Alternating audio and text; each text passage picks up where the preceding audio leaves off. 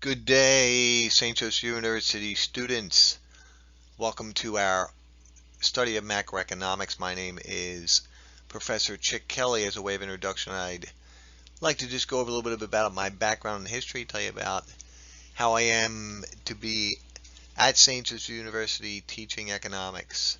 So I grew up outside Norristown, Pennsylvania, and it's a long story. I can't bore you with it at this point, but ended up going to Malvern Prep mostly to play ice hockey.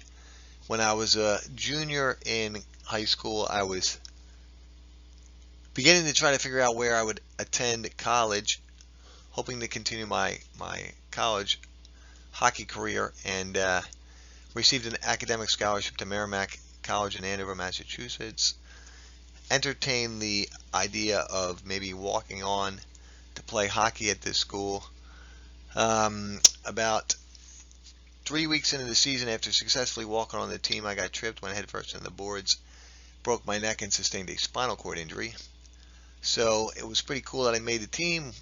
Unfortunately, the accident put a damper on the situation, but was in the hospital for about 8 months. And after getting out of the hospital, my older brother and some of his great friends were already attending St. Joe's and suggested that I transferred to Hawk Hill. So I transferred from Merrimack College to St. Joe's, and I graduated St. Joe's University in '93 with a degree in economics and philosophy. After graduating, I wasn't sure what I wanted to do with my professional life. Stumbled into a situation of teaching theology, social justice, and philosophy at Malvern Prep. At the same time, I continued my academic career at Villanowhere to get a graduate degree in finance. I finished an MBA in finance, and upon completion of my MBA in finance, I contacted Dr. George Prendergast, great professor, human being, teacher, mentor at St. Joe's. I loved him when I was an undergraduate student at St. Joe's. One of the many really cool relationships I was fortunate enough to develop with some amazing professors at Hawk Hill. And I asked him, are you looking for anybody to teach micro and macro? I would be thrilled and honored to teach as an adjunct professor at Hawk Hill. Lo and behold, a couple of days later, he called me and asked me if I was interested in teaching macro the following semester. So since the spring semester of 2003, I've been employed at St. Joe's teaching one or two classes in micro or macroeconomics. And it's just been an amazing experience being back. But the unfortunate reality of our situation right now with COVID-19, the current coronavirus pandemic, and my vulnerabilities given my spinal cord injury, it's making it challenging to be in person. The respiratory aspects of this stupid disease is dangerous for my situation. So hence we've moved class online. So if you see here, it says Intro to Macro online. We will be convening in an online format every Monday from 6:30 p.m. until 9:15 p.m. We may try to start a little bit earlier. I'll contact you via email, but definitely 6:30 till 9:15 every Monday. Now, I would like to entertain the possibility of maybe meeting in person on campus, especially when the weather's still good, outside. We have a relatively small class at this point, only 14 people registered, but even if that grows to 20 people, at least have one or two in-person meetings. And if you can't make it, there's absolutely no reason to worry about it. It'd just be nice to make some human contact with everyone, right? All right, so the purpose of this video is to review the syllabus. So most important information on this entire video is right there, my name, Chick Kelly, and my phone number. If at any point during the course of our study you need assistance with anything related to this class, please do not hesitate to call or text me. You can call or text anytime, day or night. I always have my ringer off, so you're not going to bother me, but I check my phone, pretty regularly throughout the day. So, I don't want you to feel like you're on an island. I've always offered this, communication opportunity to students, but given the current situation with distance learning, feel free to contact me anytime you need help with this class. It's my job, and it's my honor actually to help students So I want to be as active as possible in your facilitating your learning for this class. Right. Now it says office hours there, Tuesday 5 to 6 p.m. virtually. That's basically just because it needs to be on there saying I have office hours. But again, like I said, we can work out anytime that is convenient for you. So if you find yourself not even overwhelmed, if you just want to review something we studied, we can, maybe have a Zoom session, just a phone call, whatever it is that helps you with your learning of economics.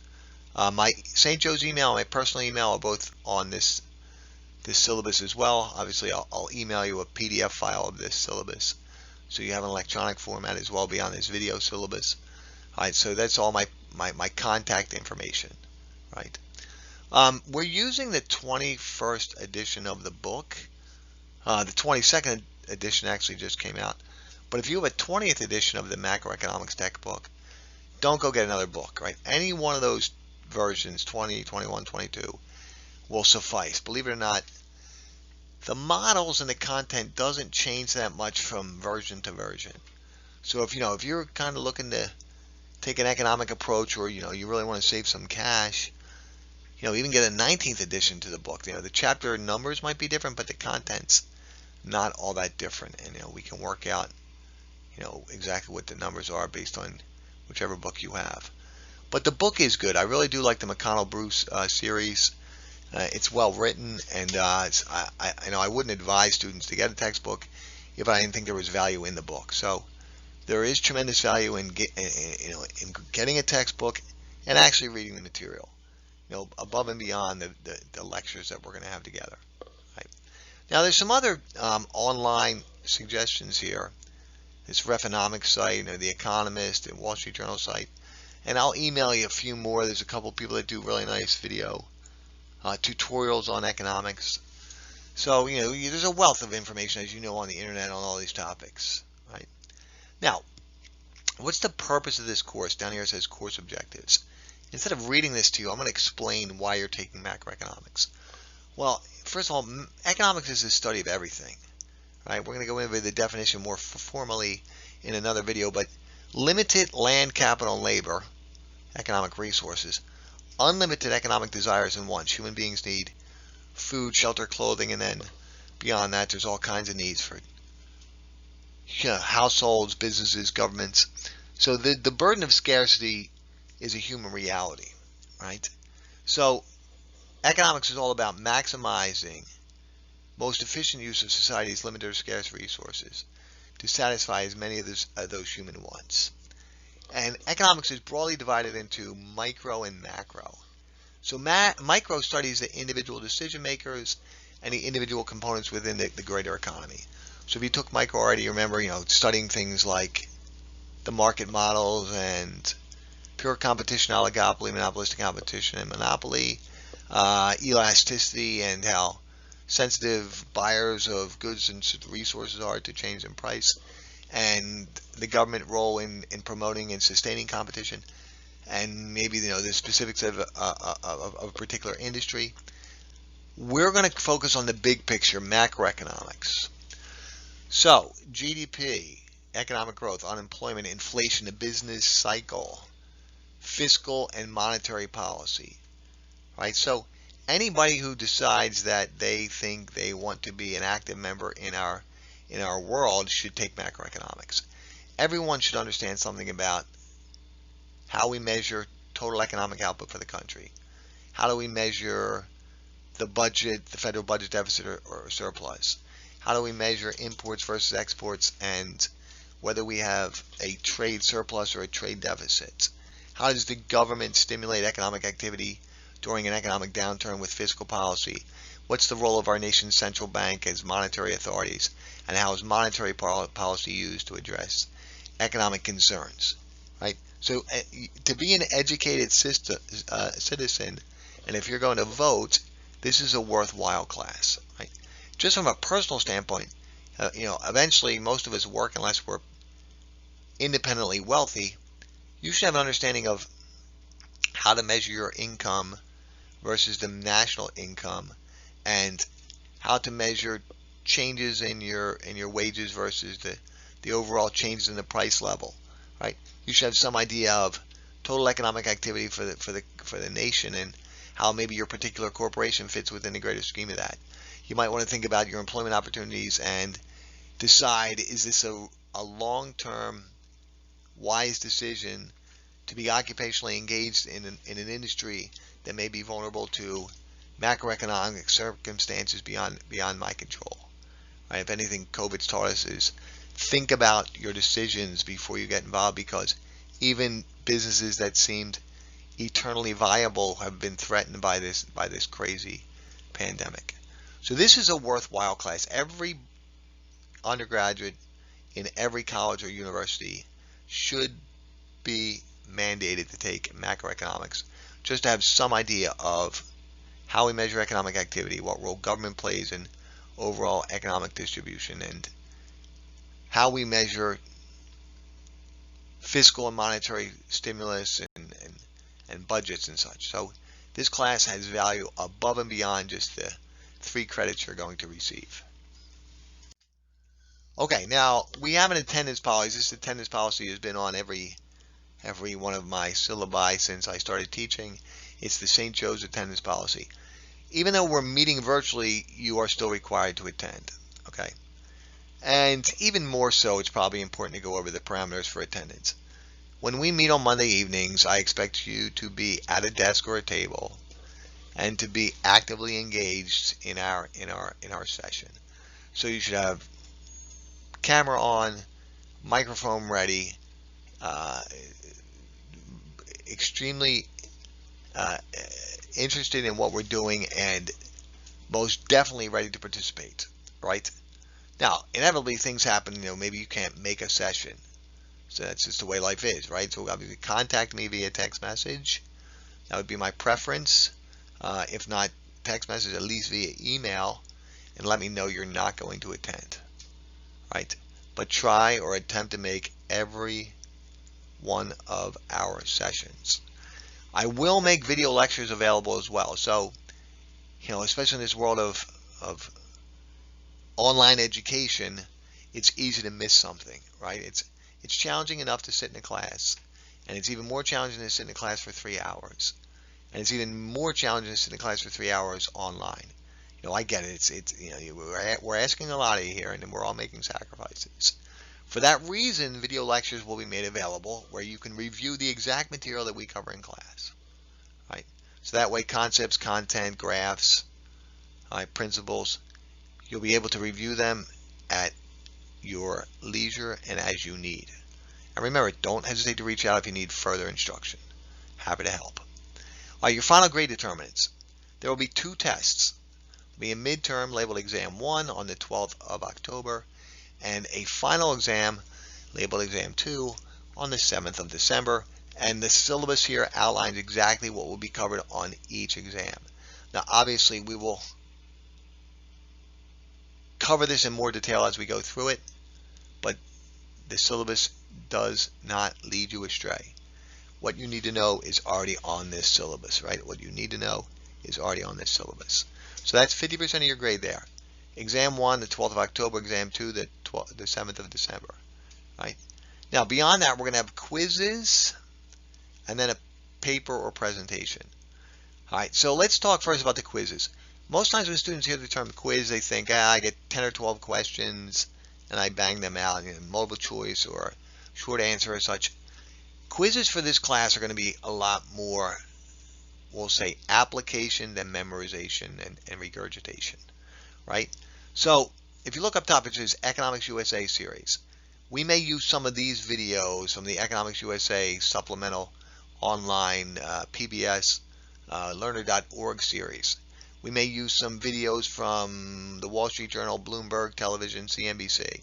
We will definitely read some articles. It makes no sense to study economics and to not apply the principles and concepts we're learning to real life. The whole purpose of taking this course is to understand something about the world around us and to use this knowledge to foster your personal and occupational advancement for the rest of your life. So the quizzes will be related to actual events in the world. So for instance, we cover something such as markets in chapter 3. You'll have to read a few articles or watch a video about what's going on with markets and then analyze the content of the video or the articles and relate it to the principles and concepts we're studying in macroeconomics, right? And of course, some of that might be on the exams as well. So you get your quizzes are 25%, and then finally you get your paper/presentation. Notice it says the full instructions are on the final page of this syllabus. So we'll go over that shortly. All right, here's our schedule of topics, and we will not stray from this unless something happens, but we'll stay pretty much on task here. All right, so if you look at these dates and times, right, we meet first on the 24th of August, and then we meet on the 31st of August, and then we don't have a meeting because of Labor Day, and then we'll meet the 14th, the 21st, the 28th, the 5th, then we'll have a test. And it shows you everything that will be on the first test. All right, chapters 1, 2, 3, 4, 5, 6, 7, and the International Economics chapter, right? And then after the first test on the 12th of October, we'll have a meeting on the 19th, 26th of October. Then we'll have a meeting on the 2nd, 9th, 16th, 23rd, and 30th of November. And we will cover these topics, and we will have a final exam on the 12th of December. So we will follow this schedule to a T. Just makes it easier to stay on track and for students to know what are the expectations and responsibilities. Notice real quick, and it says this on the next slide as well, or 2 slides I should say from now, paper presentation is due on the 30th of November. So you have to have that finished before the end of the class. All right, so that the project for this class, again, which is 25% of your grade. So successful student strategies, excellent attendance. Now, excellent attendance doesn't mean that you're there. You're there means you're there. Excellent attendance means you're engaged in what we're doing, right? And it's easy to keep track of who's engaged. Now, it doesn't mean you have to be asking 30 questions per session. It means you have to be ready to participate and facilitate when asked. It means you should have a question now and then. It means you should have the readings done prior to our meeting so that if you're asked a question, you have an intelligent contribution for our conversation, right? Doesn't mean you have to have all the answers all the time. It means you have to demonstrate curiosity and intellectual engagement on a regular basis. Now, number 2 might sound stupid, but it's very important. The textbook is a valuable source of learning. Look, I went through grade school, high school, undergraduate, graduate school. I had some excellent professors and, not some not so excellent professors. But even with the best teachers, 80% of learning is on you, right? Even with the best professors, 80% of the learning is on you. And of that 80%, 90% of that is reading. You got to read the material. Read, analyze, and read again. All right, read the textbook. Number 3, ask questions when you don't know what's going on, you're unsure, you're unclear. All right, when the material is getting overwhelming, ask questions. If you don't feel comfortable asking a question in front of everyone, that's fine. Send me a text and say, I need to go over the money multiplier. I have no idea how that works. I need a further explanation of fiscal policy. I don't understand what you mean when you give the relationship between disposable income, consumption, and savings. Don't hesitate to ask questions. That's what I'm here for. It's what you're paying money for, and ultimately, it will help you learn. All right, number 4, economics is all about models, graphs, charts, right? Please make sure you review the graphs on a regular basis. It will definitely help you moving forward. All right. Number 5, I remember when I went away to undergraduate school and I was studying on a random Wednesday or Thursday evening, and my roommate, lived in the same town house as me, said, what exam do you have tomorrow? I said, I don't have an exam. He said, well, how have you been studying here for 3 hours? Why are you studying tonight? I said, what do you mean, right? You have to study way before the exam. You can't let it all go until the night before. We're covering 16 chapters of economics, so you need to study in advance for the next exam. So you have 2 options for the project portion of this class, which is either a paper or a presentation. So option 1 is to write a paper, your traditional paper, right? Your traditional paper. See, it says a minimum of 5 pages. That means you've done the bare minimum, right? Now, 13 pages of hogwash is worse than 5 pages of brilliance. But you have a 5-page paper, right? Minimum of 5 pages. Please follow the simple instructions here. Times New Roman font, 1-inch margins, right, all around. Right, let's not be double space. Let's not be cheating our way through the 5 pages. All right, when you finish your paper, you email it to ckelly@sju.edu. Make the topic macroeconomics paper. See that down bottom. Now, what are you going to write about? Well, the same thing that if you choose the other option.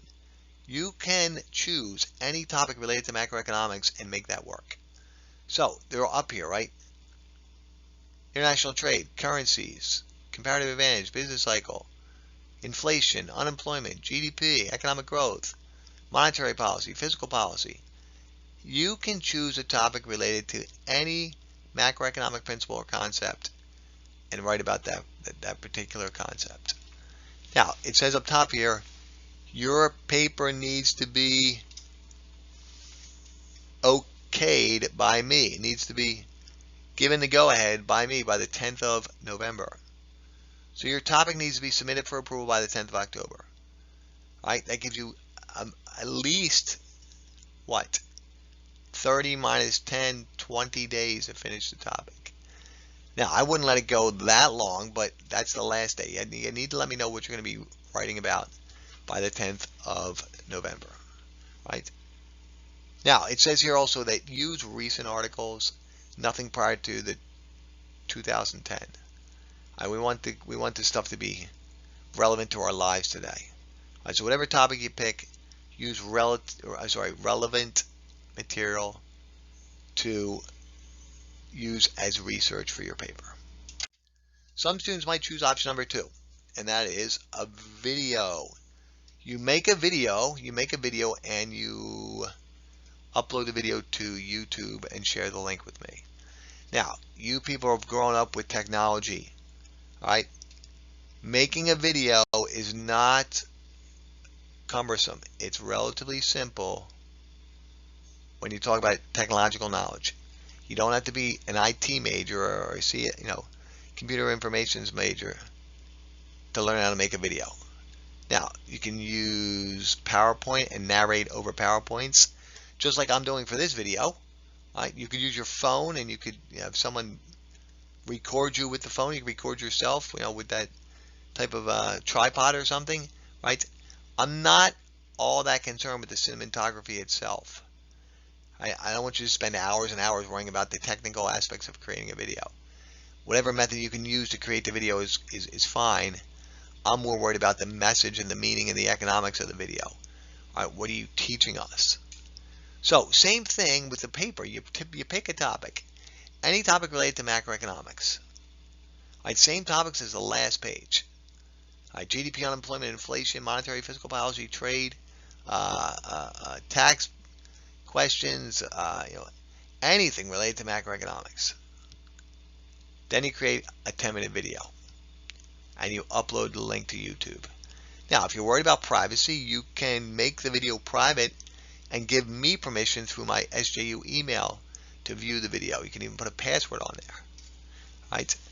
Again, I'll be happy to help you if you have some technological challenges, you feel technologically challenged with either creating or uploading the video. But it's not tough stuff, people. I got the utmost faith in you that you can create a video. Notice up top here it says, topic must be approved and submitted by the 10th of November. So whether you choose to make a video and present some topic in macroeconomics related to what we're studying, or you choose to write a paper, your topic needs to be submitted by the 10th of November. So this concludes our syllabus explanation video. Good luck. One last time, at any time throughout this course you need my assistance, please don't hesitate to reach out. Happy to help. Love teaching. Always happy to help students. That's what I'm here for. Look forward to interacting with you the remainder of the semester.